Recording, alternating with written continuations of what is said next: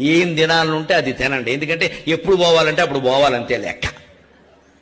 దీనికోసం మళ్ళీ ఒక 100 ఏళ్ళు బతకాల్సిన పని. 4 స్వీట్లు తినే యోగం లేదు, 4 ఆటలు తినే యోగం లేదు, నా బోడిగాడికి రోడ్డు పక్కన మిరపకాయ బజ్జీ తినే యోగం లేదు. మళ్ళీ చెబుతున్నాను.